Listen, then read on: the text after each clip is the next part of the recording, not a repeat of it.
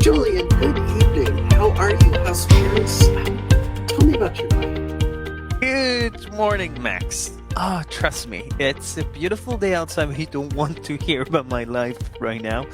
I'd love to hear about yours, however. What is happening in your world? I have a story to tell, and Oh. it's something that got weirdly better, and I want to kind of talk it through because I think it'll be. I don't know what to think about it in some levels, and That's my favorite type of story. yeah, I know you'll be excited. Okay. It's a travel story and an airline story. Shocker. Even. Double shocker. Yeah. Double shocker. So, and I'm going to name names in this case because the story would be so convoluted if I didn't. As you know, I'm American Airlines guy, and several years ago, American Airlines had a really close relationship with Alaska Airlines. Kind of a one-off. They have the One World and the whatever. They have these kind of syndicates where they share miles and things like that. But American and Alaska had their own specific relationship.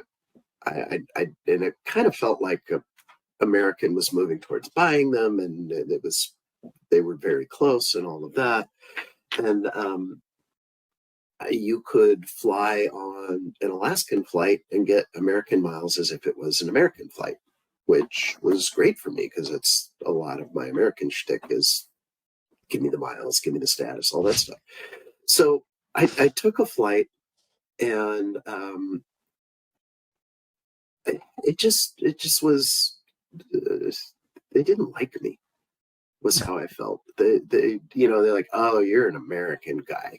There's honestly, there was a little bit of an attitude. I didn't get any, usually your status carries over, and I'm high status, this case I boarded at the back of the bus. I just couldn't get anywhere with anybody. It was very limited what I was able to do. And worse than all of that, there's just an attitude of, no, you. Oh, that was the other one, was the club, to pay for the Admirals Club and do all of that. And they're like, no, you're not allowed in here. This is not for you. So it's just like, wow, okay. Well, when they say it's just like an American flight, they both begin with the letter A. And not long after that, the relationship died. And I think it was probably something where, the Alaskan people knew that this thing was, I don't know why it was such a negative experience, but it was just a weirdly negative experience.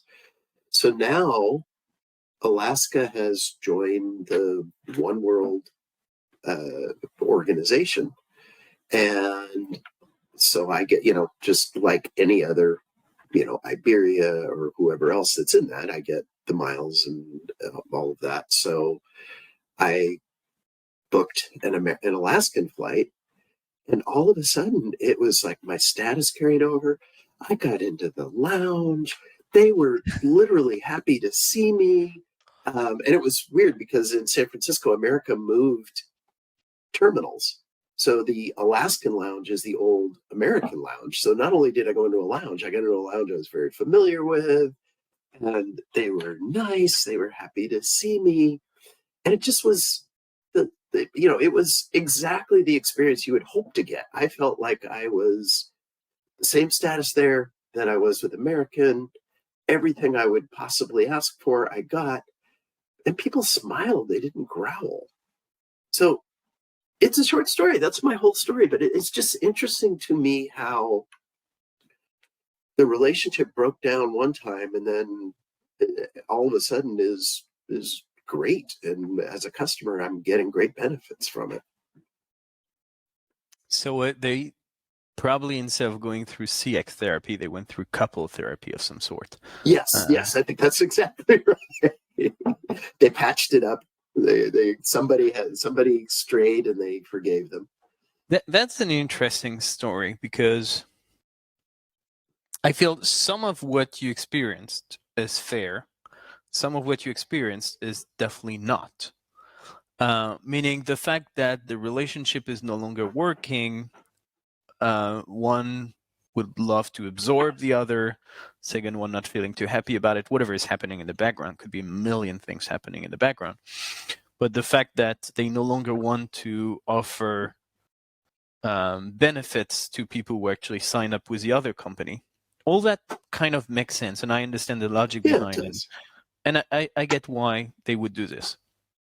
Now, the problem is there is a way to do things, and telling you that unfortunately you cannot access the launch because you booked through American Airlines and not through Alaskan Airlines, it does make sense. Making you feel like you are not deserving to access the lounge, and making you feel for some reason that it's because you're American. It's actually the worst thing you could do because the customer has nothing to do with that. If anything, that requires empathy, that requires explanation, positive Right, right. communication, reinforcement, and actually they could have got something huge out of this. They could have said, unfortunately, you booked through American Airlines. We used to have these benefits. We no longer have them. And then based on that, they could have said, but you know what? Next time, book with us directly. You'll get all of this and more. Or, you know what? I'm going to do a favor. Let you in this time, but I have to tell you, this is not going to happen anymore. You really have to book through us. They could have done something that would have turned you into a loyal customer. Yeah, yeah, Now, I they am could have. And no, go ahead. I just wanted to end with this. I am saying that, but I don't know how much time passed between your first story and your second story,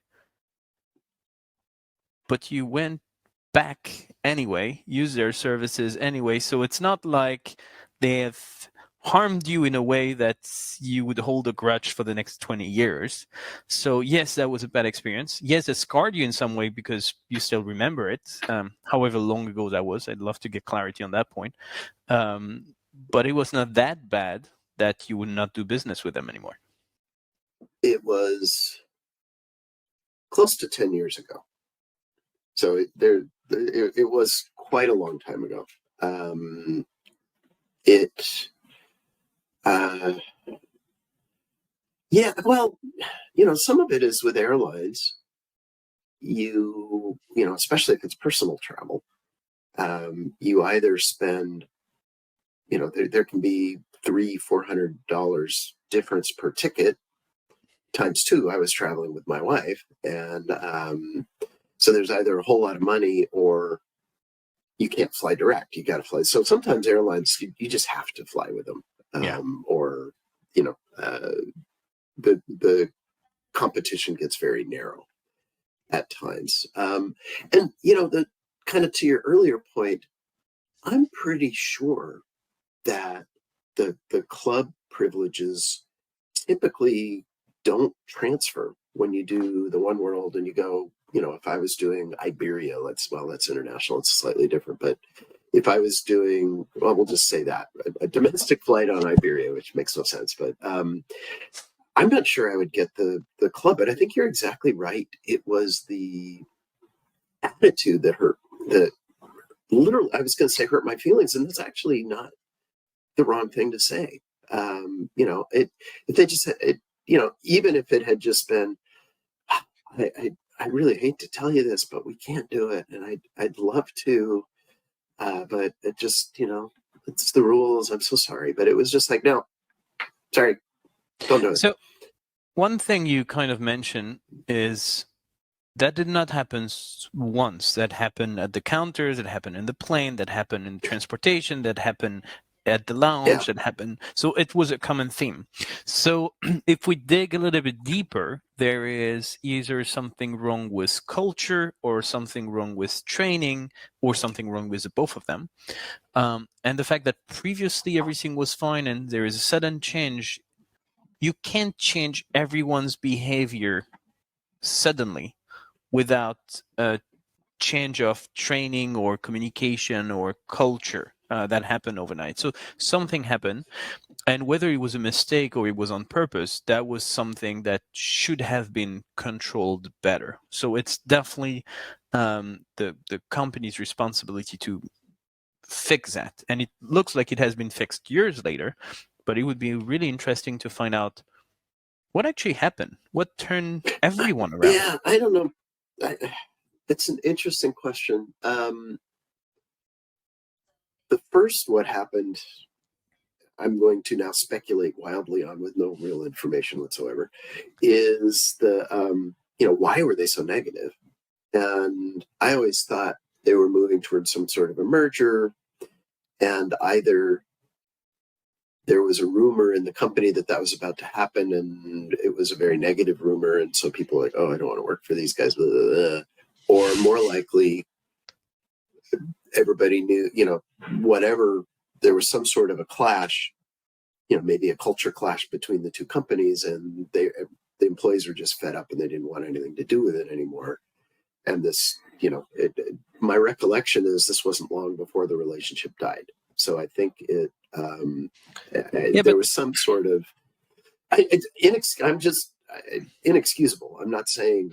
Yeah, because one of the top skills of frontliners, meaning by frontliners, I mean anyone who has a direct relationship face-to-face with customers or voice-to-voice with customers, we still can consider the contact center as frontliners, need to have a specific skill, which is we all have bad days, but customers don't have to know about it. And not everyone is able to do that. That's a very important and difficult skill to have. I'm not quite sure I had that myself. But it's a requirement to be a frontliner. If you don't have that, then it's probably not the right job for you. If the company managed to destroy that skill for their entire staff in the span of a few days, hours, or weeks, or whatever it is, then they seriously screw it up at that point. But I mean, the only thing I could surmise was that entire airline from CEO down was just bitter. I mean, you're right, because that it came out that strongly. There was either it is a company that can't handle things they really should be able to handle, or the bitterness was just so deep they didn't want to. Either that or something written on your shirt that did not please the people on the other side of the border. Or just the way I smiled. They didn't like the cut of my jib. Who knows? That could definitely be the whole answer. Well, it's an old story by now, and the latest version seemed to be more positive. So can we consider you're feeling better about it already? I'm yes, I think so. It was funny, honestly. The new experience was so good that the sharpness of the contrast actually got me thinking about the old experience. So it's kind of nice to dig up an old wound and just bury it real quick. So thank you. This was helpful. Perfect. Well, I'm glad you're feeling better, because I told you I don't really want to tell you about my life today, but I'll have to tell you about some stuff that happened to me next week. So hope you will show your best behavior, be empathetic, not be bitter about anything, because I'm going to need your support. I will, and my pencil is sharpened and ready to go. Fantastic. Thank you so much, Max. Have a beautiful day, and I will talk to you next week. Sounds great. Thanks, Julien. Take care. Bye. Bye.